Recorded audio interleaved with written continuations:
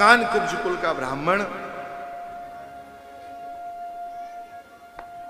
लेकिन छठवें स्कंध का लक्षण पोषण है। पूज्य संत जन आचार्य जन बैठे हैं।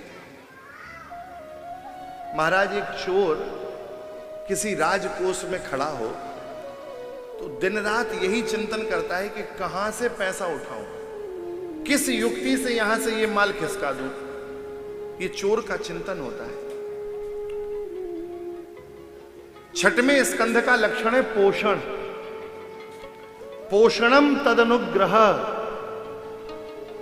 अनुग्रह को ही पोषण कहा जाता है। हमारे भगवान जो हैं, ये दिन रात ये चिंतन करते हैं कि किस माध्यम से मैं अपने भक्त पे कृपा कर दूं। कोई भी माध्यम बन भर जाए और उस माध्यम से मैं कृपा कर दूं। प्रारब्ध का पुण्य जागा, संतों का आगमन अजामिल की कुटिया में हुआ। अजामिल नहीं था, अजामिल की स्त्री थी, वैश्या थी। संतों के संग से मति पवित्र हो गई। वैश्या ने मर्यादा में संतों को प्रणाम किया और कहा कि मुनिवर, मैं अपने हाथ से बना के आपको नहीं पवा सकती, मैं धर्महीना हूं, लेकिन सीधा सामान उपस्थित है, आप आंगन में बैठ के जीम के जाना। तब महाराज संतों ने अपनी रसोई की, प्रसाद पा ही रहे थे, तब तक अजामिल आ गए। स्त्री आसक्त, कामासक्त अजामिल। स्त्री ने समझा दिया कि सुनो, कोई ऊटपटांग हरकत नहीं करनी है। महात्मा बाहर बैठे हैं, चुपचाप जाना, लौटना, प्रणाम करना। अब अजामिल संतों के पास पहुंचा है, प्रणाम किया है स्त्री के कारण। संतों ने कहा, भैया भोजन के बाद संतों को, आचार्यों को दक्षिणा देनी चाहिए। तो भोजन का क्रम तो हो गया, अब दक्षिणा और दे दो। अजामिल बोला, महाराज, ये आपके लोटा, लंगोटा, सोटा, ये हमने छुड़ाए नहीं है, यही सबसे बड़ी दक्षिणा है। नहीं तो हम तो छुड़ाने वाले हैं, देने वाले नहीं है, लेने वाले हैं। संत बोले, भाई हमें ये सब दक्षिणा नहीं चाहिए, हमें तो आप यदि दक्षिणा देना ही चाहते हैं तो हम देखते हैं कि आपकी जो स्त्री है वह गर्भवती है, तो इसके यहां पुत्र होगा तो उसका नाम नारायण रख देना। 10वीं संतान पुत्र के रूप में जन्म ली और अजामिल तो भूल गया, लेकिन स्त्री को याद था, नाम नारायण रख दिया।